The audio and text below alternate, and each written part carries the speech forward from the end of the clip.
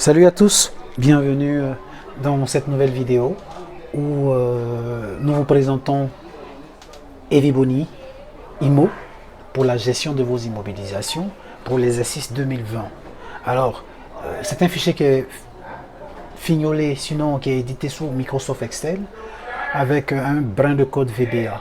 Alors, on ne va pas tarder sur la vidéo, on va déjà voir dans un premier temps son paramétrage et puis certainement dans le traitement des informations, soit dans la même vidéo, dans les vidéos qui vont suivre. Alors, dans un premier temps, on va parler du paramétrage. Alors, un peu comme les outils Eviboni que nous avons l'habitude d'éditer, il faut déjà renseigner un certain nombre d'informations concernant l'entreprise. Alors, les informations se trouvent au niveau de ce bouton, sous forme de point d'interrogation dans un carré. Alors, quand vous cliquez là, vous ouvrez renseignements relatifs à l'entreprise. Il faudra par exemple renseigner. Alors, c'est mis ici renseignements obligatoires. Renseigner obligatoirement les mentions portant l'astérisque. Alors ici, la mention la plus importante, c'est la désignation de l'entreprise. Alors si j'écris Eviboni, comme ça, Eviboni, voilà. Bien évidemment, vous pouvez renseigner les autres informations, ça ne gêne pas. Mais le plus important déjà, c'est de renseigner le nom de l'entreprise pour que ce nom-là s'affiche sur les différentes pages que vous aurez imprimées, par exemple, pour la présentation de vos différents documents. Alors, comme je l'ai dit, c'est exclusivement gratuit pour l'exercice 2020. Alors, je sais que, par exemple, on est en 2021. Vous êtes en train de préparer les travaux de fin d'exercice, dont la gestion de vos immobilisations en termes d'inventaire et d'amortissement. Alors donc, vous pourrez utiliser cet outil pour vraiment fignoler les traitements d'informations en ce qui concerne les amortissements. Alors, une fois que c'est renseigné, on va le valider, comme ça. Alors, une fois que c'est fait, voilà, on est au niveau du paramétrage. Alors, donc, on a donné le nom de l'entreprise, comme ça, à ce niveau. Et il faut maintenant aller au niveau du plan comptable. Alors, donc, on va cliquer plan comptable. Alors, il faudra, par exemple, définir les différents comptes qui affectent les immobilisations en termes de comptes, bien sûr en rapport avec le Cisco-ADA, bien sûr, et puis éventuellement leurs différents amortissements qui suivent à ce niveau-là. Donc du coup, vous pouvez voir les logiciels et l'amortissement des logiciels que nous avons mis juste à côté. Alors une fois que c'est fait comme ça, comme ceci, alors on a fini vraiment la grande partie du paramétrage. Maintenant, il faut ressortir à ce niveau.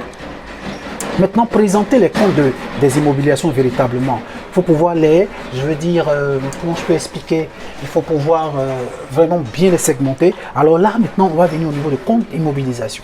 Alors vous allez voir que c'est les mêmes informations, voilà, qui en principe tirent leur source à partir du plan comptable.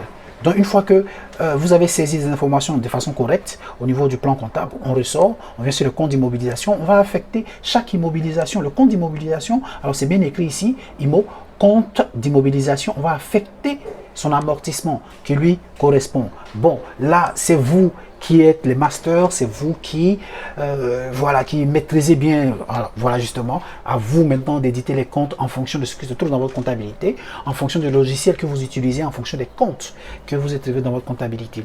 Alors une fois que c'est fait, alors mention très importante, il faut adjoindre maintenant le code des comptes. Alors ce qu'on appelle le code des comptes, 2I pour dire immobilisation incorporelle, IC, immobilisation corporelle. Bien sûr, selon l'exemple qui suit, nous avons admis que les logiciels sont des immobilisations incorporelles, il faudra cliquer le II, enfin 2I. Et au niveau des bâtiments, on mettra IC. Donc, selon l'exemple que vous voyez devant vous, tout le reste c'est IC. Alors donc, du coup, cette information-là, elle est verrouillée.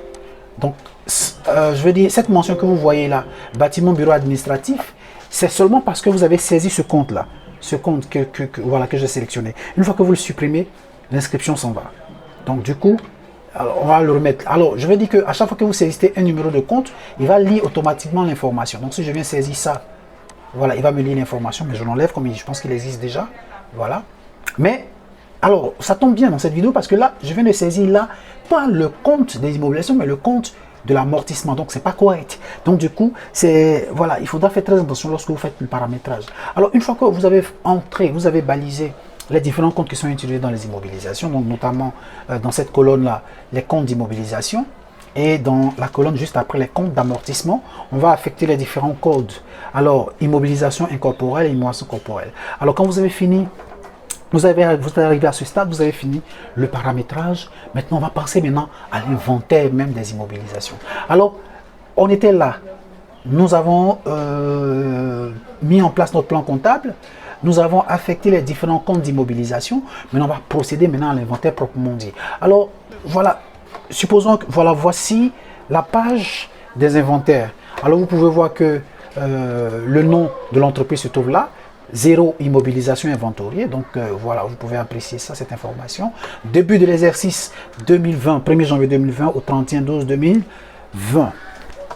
Maintenant, il s'agira par exemple maintenant pour vous de renseigner dans cette colonne-là le numéro de compte qui affecte l'immobilisation elle-même, la date d'acquisition qui généralement est la date par exemple qui se trouve sur la facture, mais qui n'est pas forcément la même date d'immobilisation ou qui n'est pas forcément la même date de mise en service. Là, il faudra mettre en termes de nombre, je veux dire l'immobilisation. Alors si c'est par exemple, je prends tout bêtement, c'est une voiture, donc il faudra mettre le nom 1. La marque de la voiture, bien sûr la voiture, et la date de mise en service. Alors, c'est la donnée la plus importante. C'est à partir de cette date-là que le fichier va commencer à décompter les amortissements. Et bien sûr, juste après, vous avez la dénomination matricule. Bon, par exemple, pour des véhicules qui ont des matricules, il serait intéressant de saisir. Et comme on est en plein inventaire, il serait intéressant aussi de désigner le fournisseur qui va livrer le bien.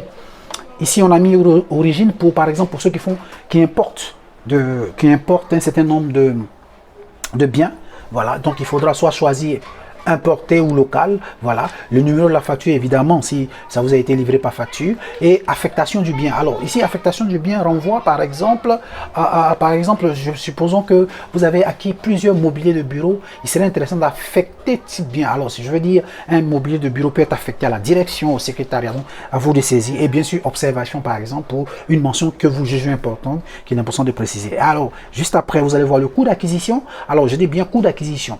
Donc, il faudra saisir le coût de question, le taux qui affecte l'amortissement. Et bon, juste après, vous avez la colonne cession. Bon, ça, c'est pour les valeurs de cession, par exemple. Vous voulez céder un bien, il faudra mettre la valeur à laquelle ça a été cédé. Le cumul de l'amortissement N-1. Alors, j'étais en train de je disais tantôt que nous sommes en train de travailler sur les amortissements de 2020. Pour boucler par exemple les états financiers de 2021. Alors, de 2020, excusez-moi. Alors, il va sans dire que dans vos états financiers de 2019, vous avez un cumul d'amortissement.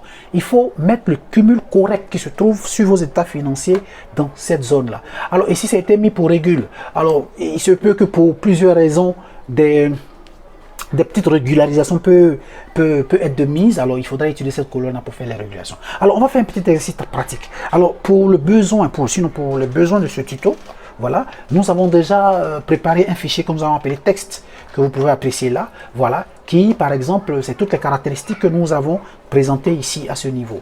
Alors donc, voilà, alors, on va aller chercher ces informations par exemple, je vais les copier, en fait, en principe, vous devez les saisir, mais pour gagner en temps, on va les copier là, et puis on va les faire coller, toujours coller en valeur, voilà, on va les coller.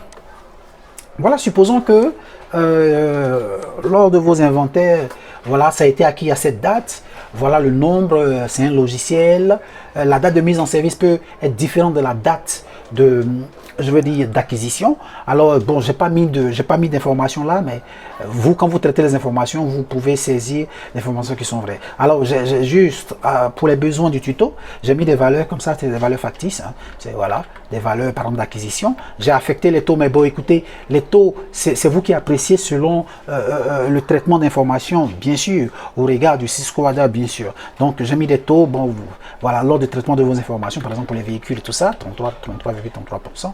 Bon, j'ai pas mis de date de session, mais alors, donc voilà. Alors, je parlais de cette colonne-là. Alors, il se trouve que, par exemple, dans vos états financiers de l'exercice N-1, c'est-à-dire, là, on est en 2019, il faudra mettre le cumul des amortissements constatés. Alors, vous allez voir qu'il se passe quelque chose là. Alors, si l'amortissement a été correctement fait durant tout l'exercice, vous avez un cumul dans vos états financiers 2019. Et c'est ce cumul-là qu'il faudra saisir là. Alors, supposons qu'en saisissant ce cumul-là, je me trompe par exemple, oh, c'était 650 et puis j'écris 650 et puis je tape peut-être un 1. Par exemple, vous voyez, par exemple 650, je vais taper 650 comme ça, ok, je vais 300, voilà, je mets prends cette valeur. Alors vous allez voir que déjà ici, il me met une surbrillance rouge. Alors comme je dis toujours, la majorité des études que nous développons sur Erebony, la couleur rouge est une alerte. En fait, pourquoi? Parce que le système en lui-même, déjà, il faut dire que le système en lui-même, déjà, calcule l'amortissement depuis la date de mise en service.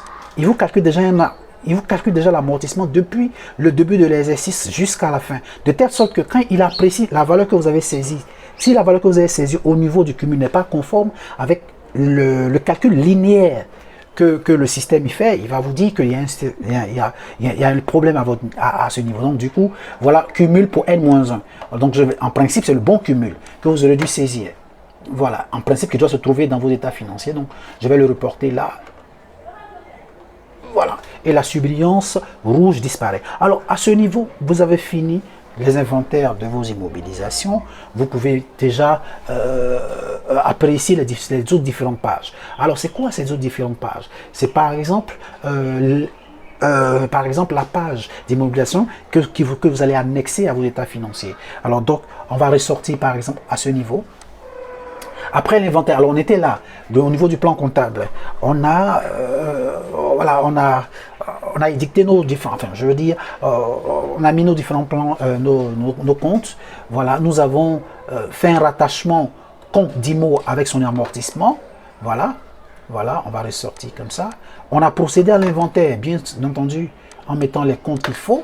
Alors, une fois qu'on a procédé à l'inventaire, on peut déjà observer le tableau des amortissements déjà qui va se présenter. Alors, quand vous cliquez, voilà différentes saisies que nous avons fait. Alors, petites informations, je dirais, qui... bon, je ne dis pas qu'elle est très super importante, mais vous pouvez, par exemple, avec Excel, aller du plus grand au plus petit. Et vous, donc, je veux dire que si vous avez mal fait un alignement, par exemple, vous pouvez l'aligner selon du plus grand au plus petit. En fait, bon, voilà, justement, c'est juste cette petite précision. Alors, donc, vous avez votre tableau d'amortissement qui se présente comme suit. Voilà, donc, vous pouvez faire disparaître les zones vides. Voilà, je clique sur tout ce qui est zone 0. Voilà. Vous pouvez même procéder à son impression. Voilà. Voilà votre tableau d'amortissement comme suit. Alors, on a notre tableau d'amortissement et on a un récapitulatif aussi des amortissements. Voilà. Alors, quand on était ici, par exemple, vous avez vu que le tableau d'amortissement, on a 2 logiciels.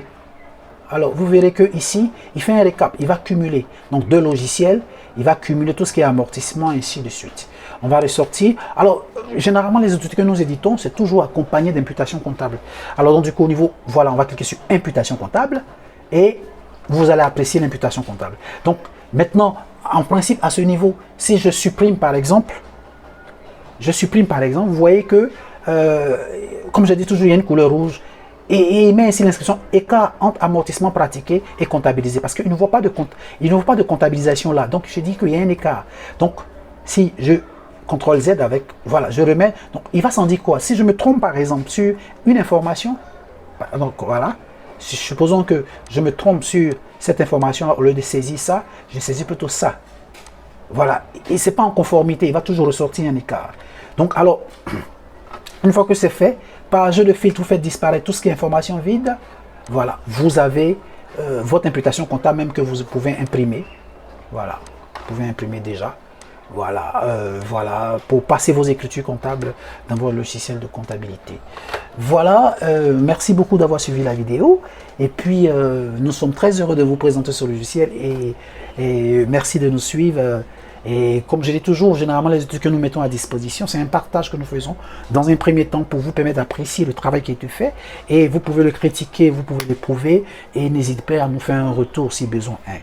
Vraiment, merci pour vous, merci à vous, merci pour votre présence, gratitude et n'hésitez pas à nous faire un retour au besoin. Merci bien.